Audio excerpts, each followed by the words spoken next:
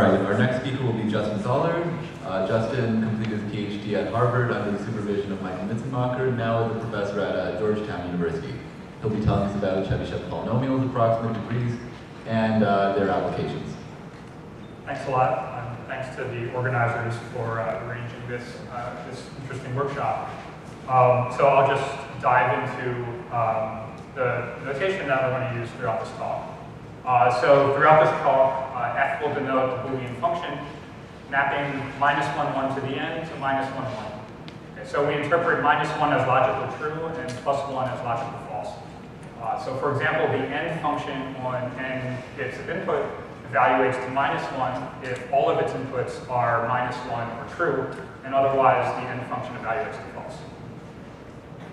Okay, so this talk, as the title suggests, is about a measure of the complexity of a Boolean function called approximate degree. And this is defined as follows. So a real polynomial is said to epsilon approximate a Boolean function f if the polynomial and f differ in absolute value by at most epsilon at all Boolean inputs. So just as Chebyshev was telling us about uniform notions of approximation in the univariate setting, the approximate degree is a uniform notion of approximation in the multivariate Boolean setting. So we're interested in polynomials that approximate our Boolean functions at every single input. So the epsilon approximate degree of f, which is denoted, it's denoted as on the slide, is just defined to be the minimum degree required of any epsilon approximation for f. And if we don't specify epsilon, then by convention we consider epsilon equals 1/3 and just call this the approximate degree of f. So this is a convention. We could replace 1/3 with any constant strictly less than 1 without changing the theory in any way. Okay, so in this talk, we'll also be interested in a different notion, a very closely related notion of approximation called threshold degree. So let me quickly define this as follows before I start talking about applications. So polynomial p is set to sign represent a Boolean function f if p agrees in sign with f at all Boolean inputs. Okay, so, and the threshold degree of f is the minimum degree of any sign representation for f. So if you think about it for just a second, an equivalent definition for threshold degree is the limit of the approximate degree of f as the error parameter epsilon approaches 1 from below. Okay, so a sign representation for f is really asking for just some polynomial whose pointwise error from f is just a little bit better, just infinitesimally better than what's completely trivial, which is error 1. And you can achieve error 1 with the all zeros function, and sign representations say just do a little bit better than that, and that's the same as saying what is the limit of the approximate degree as the error parameter approaches 1 from below.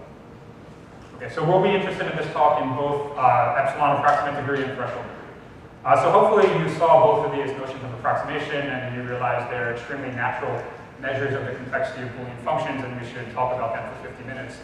But just in case you didn't, there are other algorithmic reasons and complexity theoretic reasons to care about that. So for example, upper bounds on approximate degree and threshold degree underlie many of the fastest known learning algorithms. And a rule of thumb here is that the more challenging the learning model you want to work in, the tighter you need these approximations to be.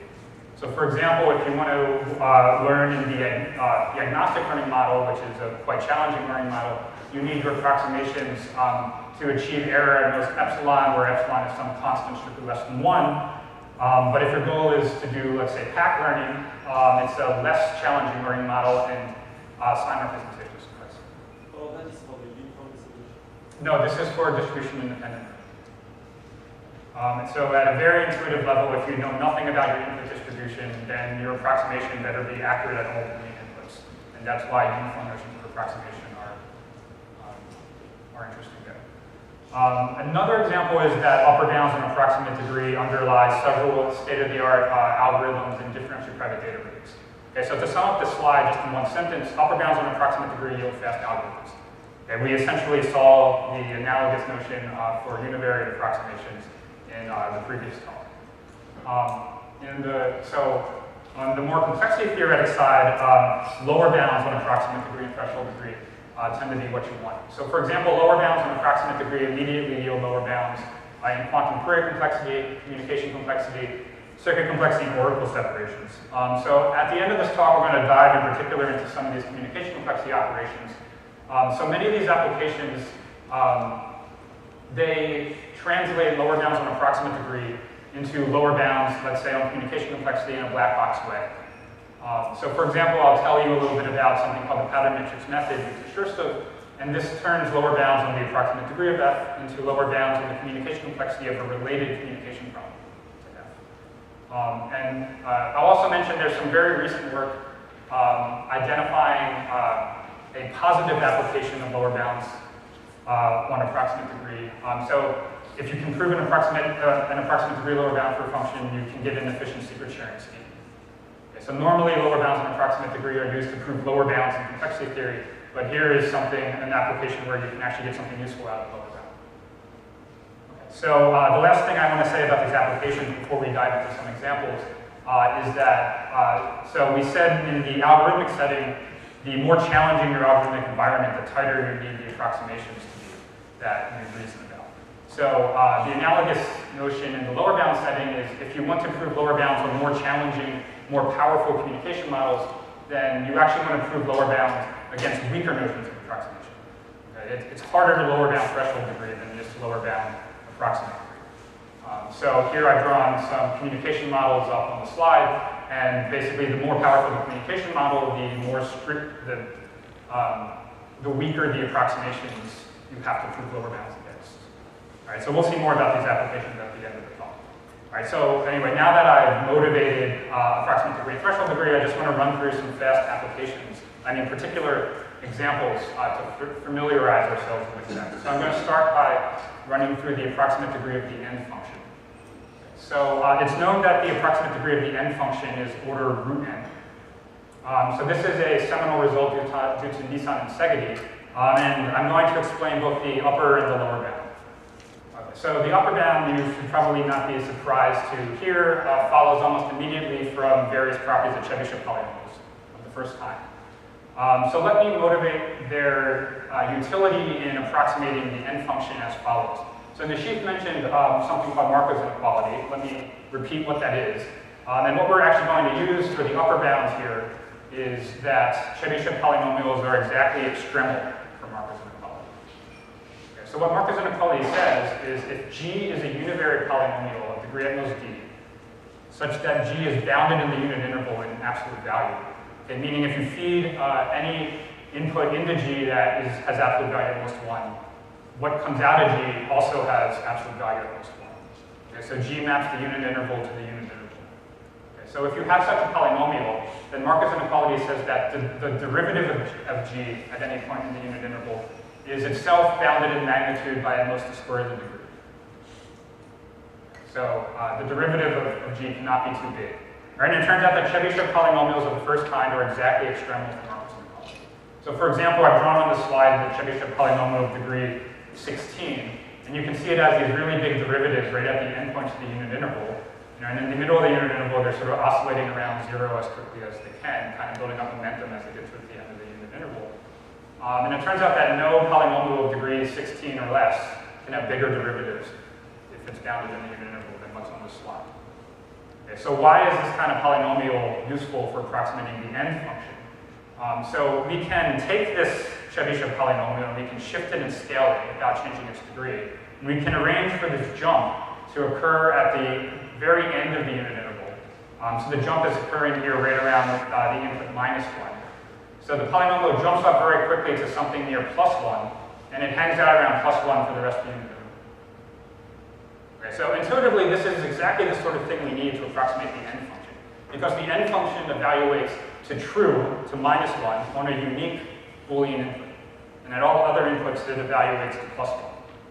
Right, so in fact, if we feed the fractional handing weight of our n-bit input into this polynomial that I've drawn up here, this univariate polynomial, we actually get a 1/3 approximation to the end function now. So why does degree root n suffice? So basically, this polynomial has to jump from something near -1 up to something near +1 in an interval of length about 2/n or something. Okay, so the derivative is order n. Right, so Markov's Chebyshev polynomials are extremal for Markov inequality, so they can achieve that kind of derivative with degree root n instead of n. And this is exactly why you see quadratic speedups also in Berger search and other applications that the chief mentioned. So any questions about the upper bound and the approximate degree of the n function before we talk about the lower bound? Great. So let's talk about the lower bound. So the lower bound can be proved using a technique called symmetrization. This technique works as follows. So suppose we have an n-varied approximation to the n function, called that approximation p. So what symmetrization will do is it will turn p into a univariate polynomial that I'll call p sim. Okay, and I'm not going to tell you exactly how you go from p to p sim, but you then argue that p sim has to look like this, and this is exactly the picture we had on the previous slide. So I'm hiding some details, but that's what symmetrization does. Right, and moreover, you have to argue that this map from p to p sim is degree non-increasing. So that is, the degree of p sim is at most the degree of p. Right, so as a result, we're able to argue that we took any approximation to the n function, we turned it into p sim, which looked like this. It had this big jump and stayed down in the interval, and its degree of p sim was at most at a degree of p. Okay, so now we can apply Markov inequality to say that since p sim has this big jump and is bounded, it has to have degree at least root n, and hence p does as well. To get this transformation, can't you just permute the... That's essentially what the transformation does. Oh, yes. You just take the average overall. Yes, that's exactly it. You look at averages of p under various distributions, and these distributions are actually, traditionally you're looking at Hamming layers, slightly bigger Hamming. So that's all I wanted to say about the lower bound. Mostly I just wanted to introduce this technique of symmetrization and explain why Markov inequality, various extremal properties of Chebyshev polynomials show that the upper bound is tight. Sorry, just to make sure I understand, so the point of the symmetrization is that p sim's degree is the same as p's, or at least can't be? It can't be larger. So, and then we argue by Markov inequality that p sim has large degree, so p must as well. So this argument basically says that the only way to approximate the n function is to take a univariate approximation feeding the Hamming weight. And if you're working in that restricted form, we understand univariate polynomials very well. We have things like Markov inequality, so you can prove the type lower bound. So that is the approximate degree of the n function. So hopefully now we're familiar with the approximate degree. I wanted to run through an example for threshold degree as well. So I'm going to tell you about the threshold degree of something called the Minsky-Papert DNF. Right, so let me quickly define this DNF. So it's just a read once DNF, where the top fan-in is n to the 1/3 and the bottom fan-in of all of the n gates is n to the 2/3. Right, so we'll see exactly why we're setting the top fan-in and the bottom fan-in to these values in a second. Right, so my claim is that the threshold degree of the Minsky-Papert DNF is n to the 1/3 up to logarithmic factors, okay, matching upper and lower bounds. Okay, so I'm not going to prove the lower bound. I'm just going to mention that Minsky and Papert famously proved this lower bound in 1969. And they used a symmetrization argument. So that's all I want to say about that. So more generally, they proved something a little more general. So they showed that if the top fan-in is T and the bottom fan-in is B, then the threshold degree of the resulting DNF is at least the minimum of T and root B. So a little bit technical, but we'll see exactly where these things are coming from in a second. So what I do want to run through is a matching upper bound. So I'm going to prove to you that the threshold degree of any DNF of this form is at most the minimum of T and root B up to logarithmic factors.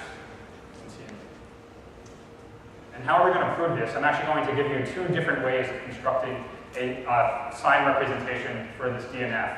Okay, the first is going to have degree at most about root B, and the second is going to have degree at most about T. So one of these two, it turns out, by the lower bound is always optimal. Any questions about what we're about to see? Okay,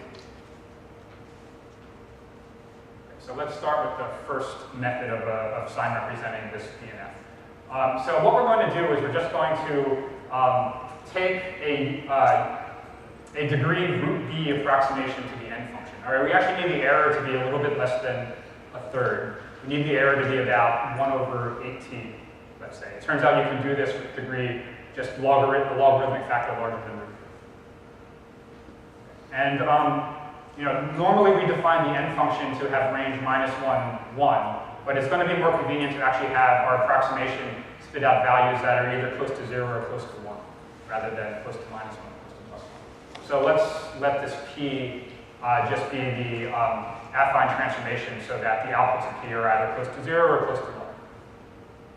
All right, so all we're going to do to sign represent the DNF is we're going to essentially approximate every n gate and sum up the results. All right, and we subtract that from the half. All right, so I claim that this sign represents the DNF. And this is actually fairly easy to see. So the point is just that if the DNF is false, meaning that every single n gate evaluates to false, okay, then every single approximation of the n gates spits out something very close to 0. So as a result, 1/2 minus the sum of all of the approximations is positive. So every n gate is false, every approximation to an n gate spits out something close to 0, so this thing spits out something positive. However, if even a single one of the n gates is true, then at least one of the approximations is spitting out something close to 1.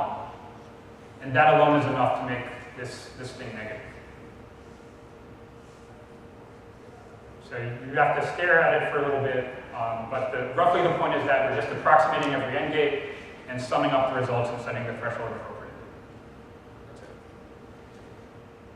Questions? Is the right way to think of this as separately approximating or an end and then plugging those two pieces together? You could think about it that way. It's not, so you're essentially taking a sign representation for or, Right. and then a tight approximation to end and composing it. So that's one way to think about it. Okay, so this gets you degree about root b for a sign representation. So I want to move on to the other method of sign representing this kind of function. And it's probably not truly a coincidence, but it might appear to be. Just as Chebyshev moved from polynomial approximations to rational approximations, the second method actually does the same. It moves to rational approximations. So here I'm going to use the fact, and you should just take this as fact, I'm not going to prove it, that you can approximate the n function to the same error that we required on the last slide, that is 1/at, by a ratio of two polynomials of logarithmic degree. So if you want to approximate the n function to this error with a polynomial, you need degree about root b. But here we can do it by a ratio of polynomials with only logarithmic degree. So I'm going to apply the same transformation to make sure that our approximations spit out either something close to 0 or something close to 1 instead of something close to -1 or something close to +1. Right? And I'm going to claim that something it'll look complicated, but it'll actually be very simple. Derived from these rational approximations, sign represents the DNF. Right, so here's the complicated thing. The only thing I want you to note about this complicated expression is that every term in the definition is a product of at most t polynomials, where each polynomial has logarithmic degree. Right, I don't want you to otherwise know anything about this expression. We're going to see where it comes from in a second. So as a result, though, this approximation has degree t times some logarithm. And that was what the goal was here. Right, so where does this expression come from? Right, so just by the same manipulations as the previous slide, we can sign represent the DNF by 1/2 minus the sum of the approximations. So this is literally what happened on the previous slide, except now our approximations are ratios of polynomials instead of polynomials themselves. So I'm just going to do a few manipulations to address the following issue. Like, our goal here is to get out a polynomial that sign represents the DNF. And here we have sign represented the DNF as a sum of rational functions. That's not exactly what we want. So I want to go from this sum of rational functions to an actual polynomial. All right, so I'm going to do this in 2 steps. So the first thing I'm going to do is I'm going to just multiply both the numerator and denominator of each approximation by q. Right, so I'm going to, so that doesn't change anything because q over q is 1. Right, and the point of this is that now all of the denominators are not negative. Right, that's why I did that. All right, so I can re-express this whole expression here by putting everything over a common denominator. Right, so the denominators here is q squared applied to a different set of inputs. So I'm just going to put everything over a common denominator, just multiply out all the denominators and put everything over that. Okay? And what comes out is now a ratio of polynomials, okay, where the numerator is what I wrote up here. And the denominator is a product of these squared polynomials that are, since they're squared polynomials, they never spit out anything negative. Okay, so I can throw away the denominator without changing the sign of anything. And what's left is the numerator, and this has to sign represent the DNF. Okay, so that is the end of the example. Right, this will kind of arise again later in the talk. But the high-level point here is that for any DNF of the form considered by Minsky and Papert, there are two ways to approximate it. One uses Chebyshev polynomials, the other uses rational approximations. One of them is always optimal. Okay, so I'm going to get into some more recent work on approximate degree and threshold degree if there are no questions at this point. Very great. Right, so there's been a fair amount of recent progress in the last few years on proving lower bounds on approximate degree using techniques that go beyond symmetrization. Right, so intuitively, symmetrization, which as of about a decade ago or so was really the only method we have of proving approximate degree lower bounds, it's a lossy technique. It takes this n-variate polynomial and it turns it into a univariate polynomial, and then it reasons about the univariate polynomial. And this step of going from an n-variate polynomial to a univariate polynomial, intuitively it has to be throwing away information about the n-variate polynomial. Because we're taking this very high-dimensional object and turning it into a low-dimensional object, and it's potentially very lossy. Okay, so there was a challenge problem that was open for a number of years, and that was to resolve the approximate degree of the OR entry. Okay, so the OR entry is just read one's DNF. It's very similar to the Minsky-Papert DNF. For simplicity, I'm just going to say that the fan-in of all of the gates in the OR entry is n to the 1/2. Okay, so it only differs from the Minsky-Papert DNF in terms of what the fan-in is. Okay, and the reason this was a challenge problem is simply because it was the simplest function that seemed to defy analysis via symmetrization. Right, so I wanted to quickly tell you about how this problem was solved. And solving this problem turned out to, although it didn't have applications on its own, it unlocked the right techniques to prove things that do have a lot of applications to communication complexity and so forth. Okay, so let me start telling you about this. So I'll give you a brief history of the problem. So it was proved by Hoare, Mosk, and DeWolf, an upper bound on the approximate degree of the OR entry of root n. Okay, so they proved this using quantum algorithms. I wanted to take a second and tell you another way to see this root n upper bound. I think it's instructive. Okay, so the OR entry is just the OR function block composed with the end function.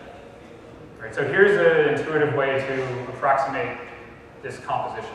That you can approximate the OR function, you can approximate the end function, and then you can try to compose the approximations. Now this might not work because errors might blow up. Right? The inner approximation is just an approximation, so if you feed it into the outer approximation, well, you don't know anything about how that's going to behave now that there are errors. Okay. However, there's a very powerful technique for making polynomials robust to this kind of noise. So there's a result of Scherstov about making polynomials robust to this kind of noise. It turns out you can take any polynomial and make it robust to this kind of noise with only a constant factor increasing its degree. And that's it. So there's another way to see this upper bound. To summarize, you just take approximations for each of the constituent functions, you make the outer approximation robust to noise, and you compose them. Okay. So progress on the lower bound side was incremental. So it follows from Nissan and Segedi's results that there's an n to the 1/4 lower bound, simply because if you look at just a single ends gate, right, the fan-in of that end gate in this OR entry is n to the 1/2. So the approximate degree of that end gate alone is n to the 1/4. So progress was incremental until a few years ago when Mark Bunn and I resolved the question and Scherstov did independently around the same time. Right, so I want to say just a little bit about how this question was resolved. Which these lower bounds with any use of symmetrization? So I want to say everything up to here and Linus's work used symmetrization, and then everything beyond it was moving beyond symmetrization. So yeah, so the resolution of this question used a linear programming formulation of approximate degree. So let me explain what I mean by that. Okay, so fix some Boolean function f, and let me ask a question. The question is, what is the best error achievable by any degree d approximation to f? The answer to that question is the value of the linear program. Okay, that linear program is at the top of the slide. So it says minimize epsilon, subject to the error at all Boolean inputs being at most epsilon. Right, so this is not a linear program written in standard form, but it can be turned into one. So here the variables of the linear program are the error parameter epsilon and the coefficients of the degree D polynomial P. So you can take the dual of this linear program, and I have that on the slide too, but you shouldn't look at it too closely just yet. The point is that by weak LP duality, if you exhibit a good solution to the dual of this linear program, then it implies a lower bound on the value of the primal, meaning any degree D approximation to F has to have high error, and there you proved an approximation. So this turns the game of proving approximate degree lower bounds into exhibiting good solutions to this dual linear program. And it's worth pointing out that by strong LP duality, this is a completely lossless method. So whatever approximate degree lower bound we're trying to prove, there exists some dual witness that's going to prove the best lower bound possible, and we just have to do it. So let's dive a little more into what this dual program looks like. So you can get the following theorem. So the epsilon approximate degree of F is at least D, if and only if there exists a solution to the dual linear program, which is actually a function mapping the Boolean hypercube to real numbers. Right? And we call any such solution a dual polynomial for reasons that will come clear in a second.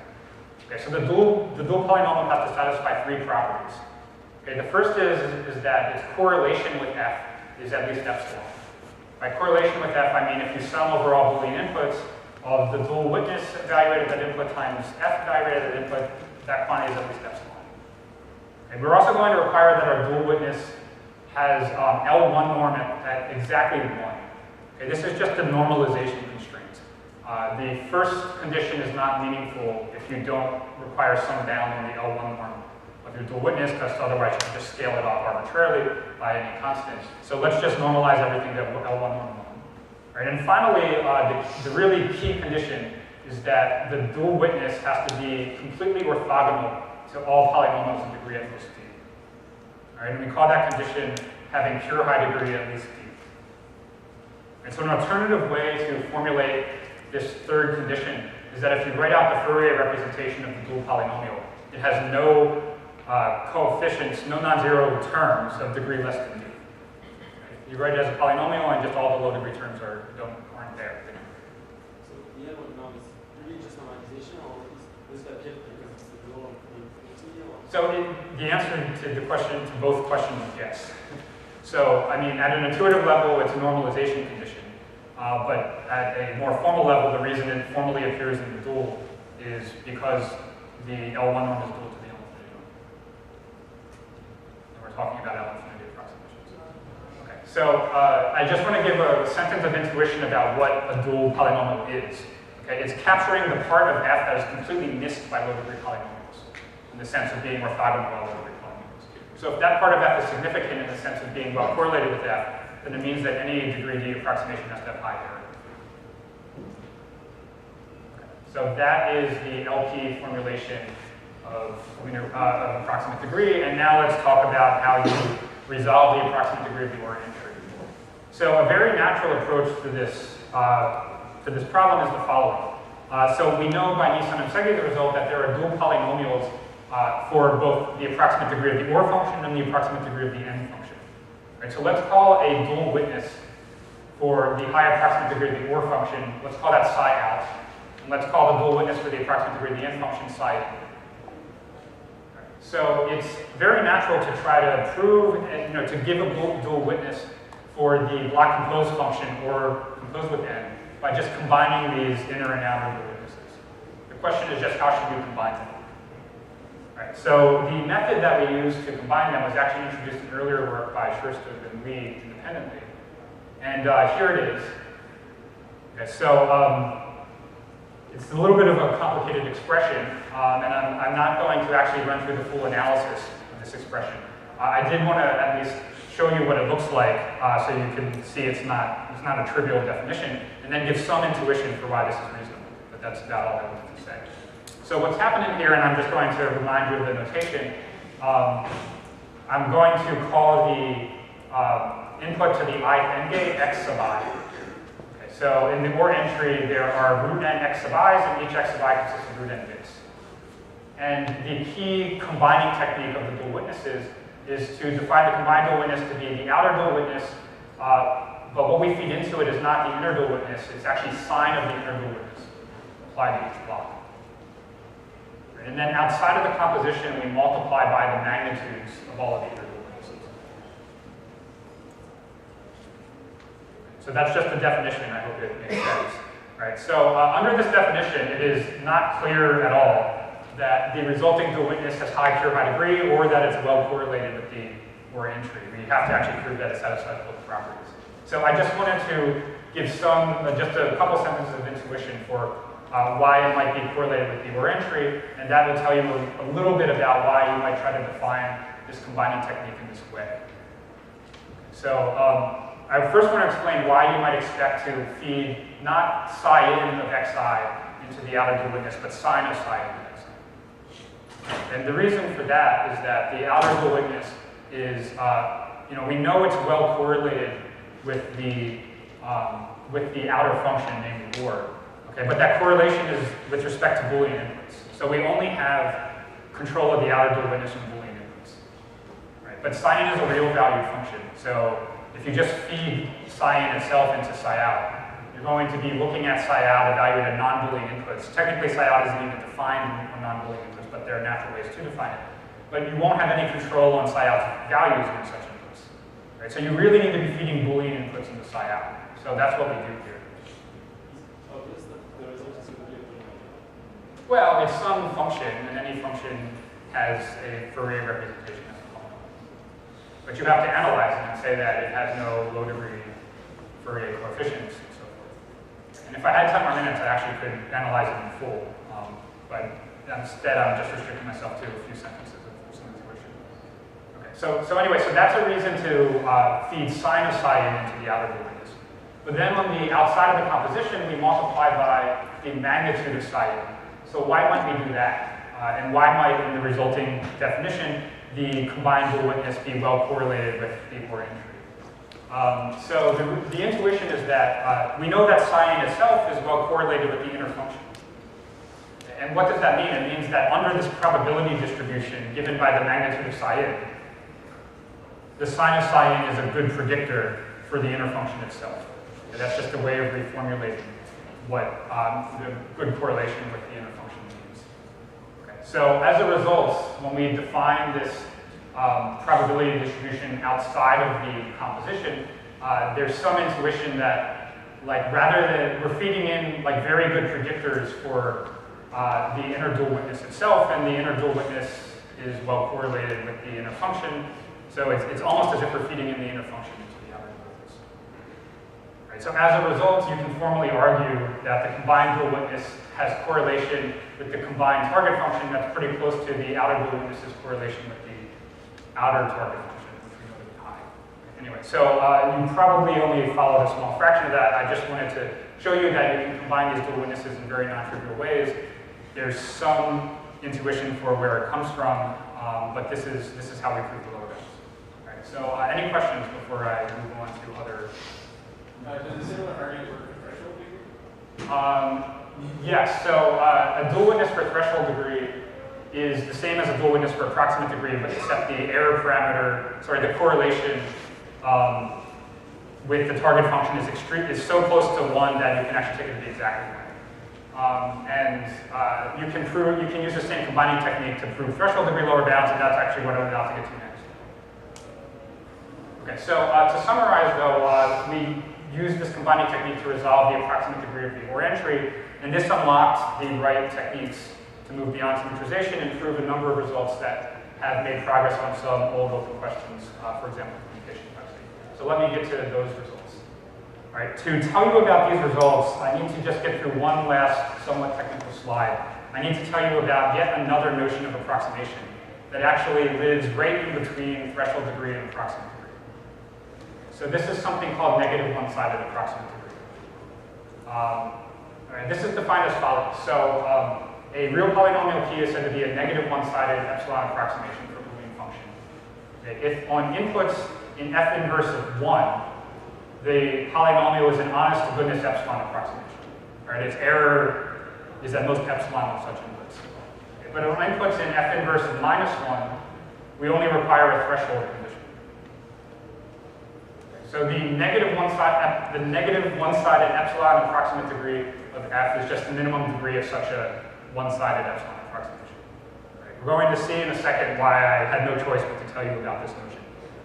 So just to compare it to approximate degree and threshold degree, okay, this, the negative one-sided approximate degree is always at most the approximate degree, okay, because it's a weaker notion of approximation, but it can be much smaller, and it's always at least the threshold degree, but it can be much larger. So just as a quick example, the negative one-sided approximate degree of the end function is the same as its approximate degree. This is not too hard to see. Like the same lower bound argument that we had for the approximate degree actually applies even to this notion as well. However, the negative one-sided approximate degree of the OR function is just 1. It's the same as its threshold.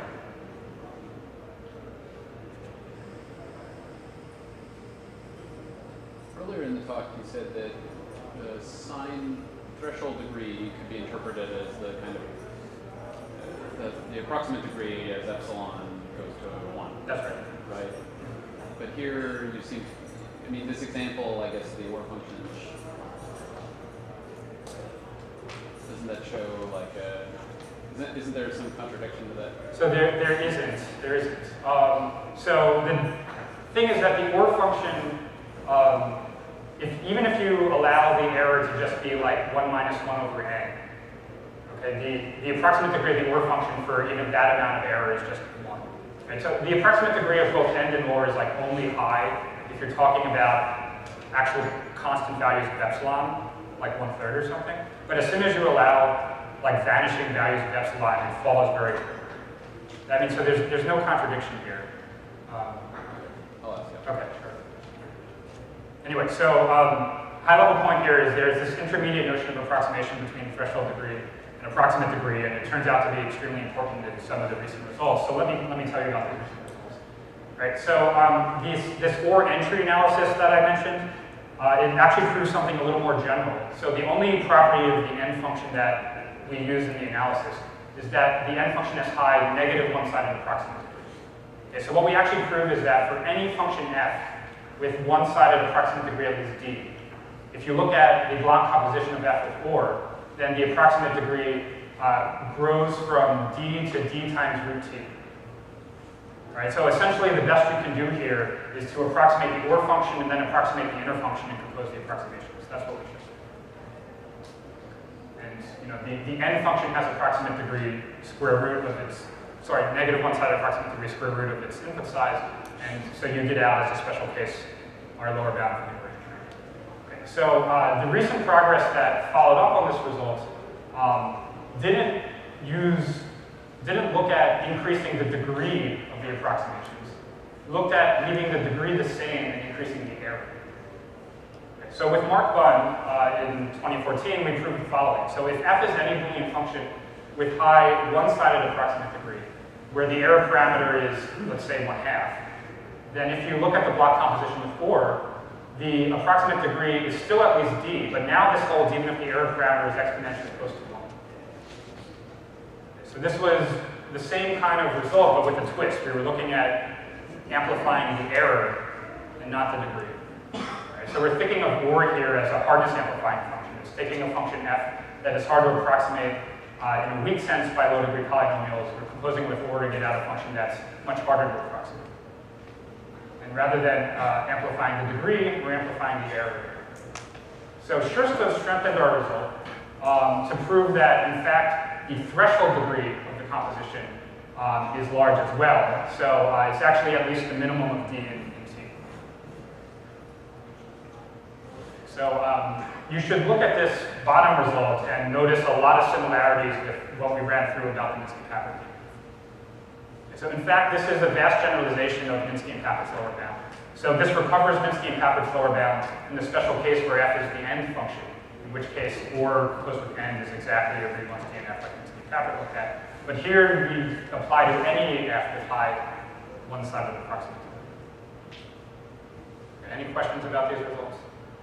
So it turns out that achieving these lower bounds for these very weak notions of approximations are important in a lot of applications, which we'll see in just 1 second. So I wanted to tell you about one last recent result.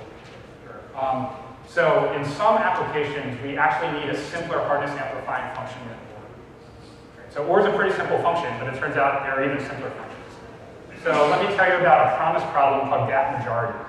Okay, so this function evaluates to true if at least 2/3 of its inputs are true. It evaluates to false if at least 2/3 of its inputs are false. And it's undefined otherwise. Okay, so we're just going to promise that it never sees an input that doesn't satisfy one of these conditions. Okay. So in very recent work with Bulin, Ched, Holden, and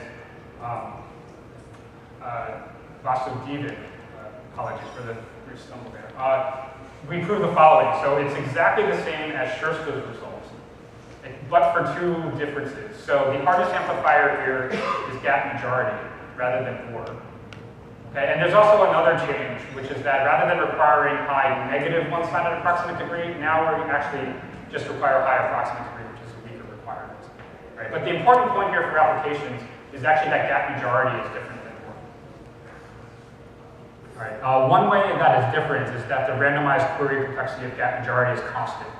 Okay, you can just look at a random input. And with OR, actually even the quantum Fourier complexity is polynomial.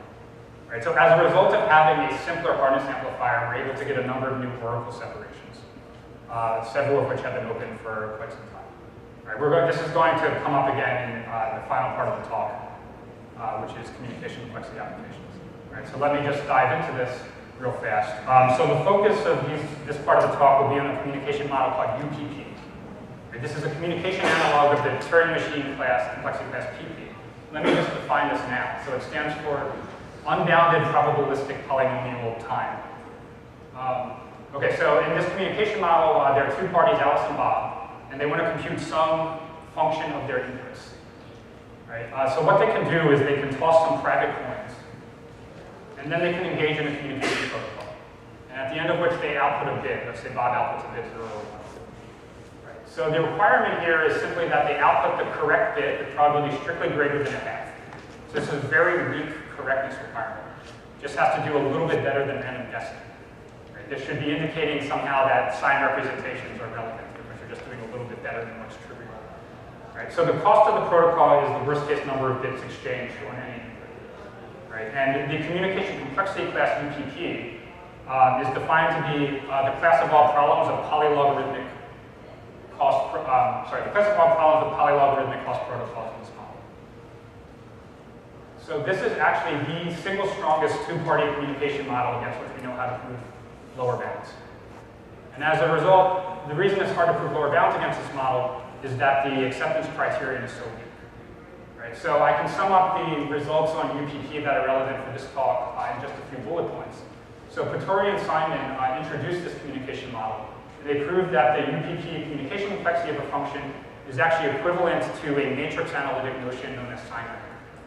Okay, so here, if F is the communication problem that we want to compute, and we look at the communication matrix of F, meaning we look at the matrix of F when you feed in all possible inputs x and y, right, and you look at the sign rank of that matrix, that's equivalent. Actually, there should be a log of the sign rank there. I apologize for that. But essentially, UPP communication complexity is equivalent to sign rank. You just have to take the log of one of them. So for the rest of the talk, I'm going to equate communication problems and matrices and UPP communication complexity and sign rank because they're all ultimately equivalent due to this result of Pretori and Simon. Right, so Forster in 2001 had a breakthrough where he proved the first strong UPP communication lower bounds for an explicit family of matrices, specifically for Hadamard matrices, which correspond to the communication problem inner product mod 2. And then in 2008, Rasberg and Chebyshev had another breakthrough where they proved polynomial lower bounds on the UPP communication complexity for a function in the communication analog of the polynomial hierarchy. And this is actually a much simpler kind of function than inner product mod 2. I'm going to provide motivation for this result in a little bit. The rest of the talk is going to be devoted to the following question. How much of the polynomial hierarchy in the communication mode is contained in UPP? So I want to briefly motivate this, and then we'll get to that question. All right, so why will we be interested in this? An important question in complexity theory is to determine the relative power of alternation as captured by the polynomial hierarchy and counting as captured by sharp key in this decisional variant PP. Right? So the reason this is interesting is because both pH and PP generalize NP in various ways. Right? And Toda famously showed that the power is related. He showed that pH is contained in P with the PP orbital. So somehow PP contains most of the power of pH, but it's open actually how much of pH is contained in PP itself. And this is an open question in the Turing machine world. Now, Babai, Frankel, and Simon in 1986 introduced the communication analog to Turing machine classes. And the main question they left open was to resolve this kind of question, how much of pH is contained in PP, but in the communication world. Right, so to sum up, we're interested in this question about the relationship between pH and UPP in the communication world for two reasons. One is it's interesting in the Turing machine world, and it's been open for like 30 years since Babai, Frankel, and Simon posted. Also, UPP is the single strongest two-party random communication model we can prove lower bounds against. So if you prove that a class is not a UPP, then it means we're going to need new techniques to prove lower bounds against it. Okay, so these are the reasons we're interested in this question. And Raspberry and Scherster's result that I already mentioned resolved the first question with Babai, Frankel, and Simon. So they gave a function in the second level of the polynomial hierarchy that's not in UPP. So in my last few minutes, I want to briefly sketch the result of Raspberry and Scherster and tell you how you can improve on it. Right, so let's see. Can I go like 3 minutes over? So I want to start by telling you like some intuition about why threshold degree should be related to UPP in the first place. All right, so suppose we have this Boolean function f. So it maps 2n bits to -1, 1, and now we're going to view it as a communication problem. Right, and my claim is that if the threshold degree of f is d, then there's a low-cost UPP communication protocol for f. And this is actually a very simple, it's a little bit technical, but it's a very simple thing to see. So just consider any sign representation for f of degree at most d. Right? What Alice will do in the communication protocol is simply pick a random parity in this representation with probability proportional to the size of the corresponding coefficient. Right? And Alice will simply send Bob the identity of that parity and enough information for Bob to then be able to evaluate that parity evaluated at their combined inputs. Okay, and that actually requires just a single extra bit of communication. Right. So what Bob will output is just the sign of the coefficient times the parity evaluated at their two inputs. Right, so ultimately what this communication protocol is doing is it's picking a random parity according to the magnitudes of the coefficients in the sign representation, and then outputting the sign of the corresponding term. Right. So the claim is that this outputs the correct answer with probability strictly greater than 1/2. And this follows immediately from the fact that P is a sign representation for f. Right. So the way to think of this is, you think of these coefficients, or sorry, these parities as voting in favor of positive or negative. And if you pick a random vote, essentially, according to its weight, then you're going to get the right answer with probably strictly better than 1/2 because of the sign representation property. And the communication cost of this protocol is about d, because the dominant cost is just Alice telling Bob the identity of the parity, of which parity she's computing. Okay. So that should give some intuition for why threshold degree is even related to UPP.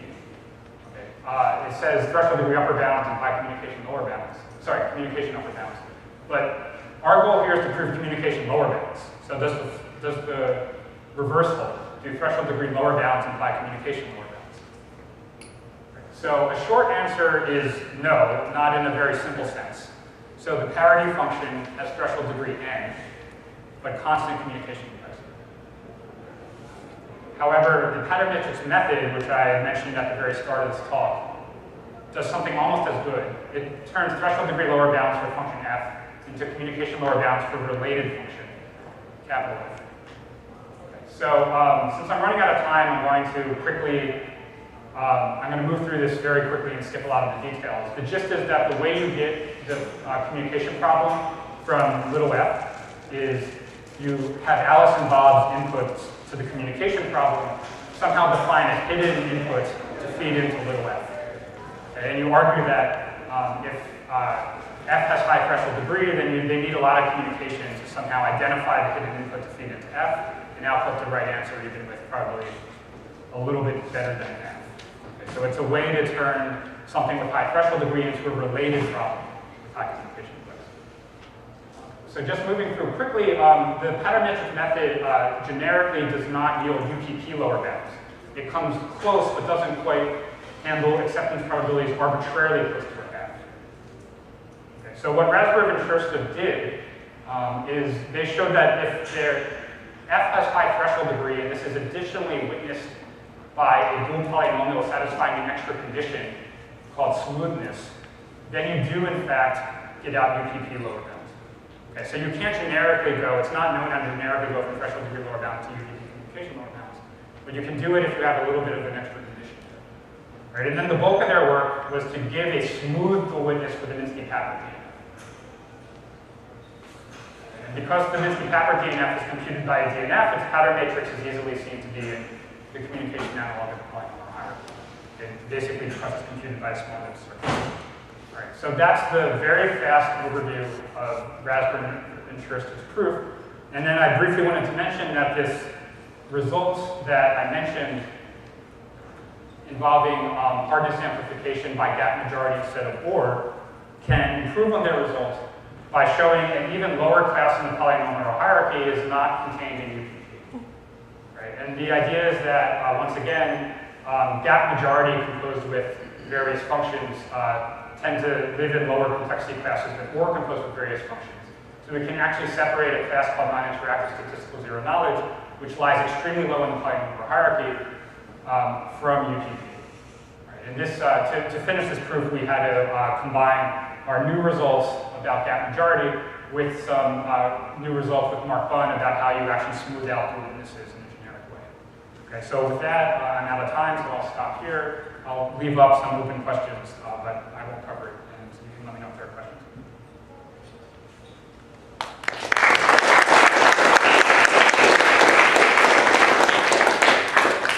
Great, we have time for a few questions.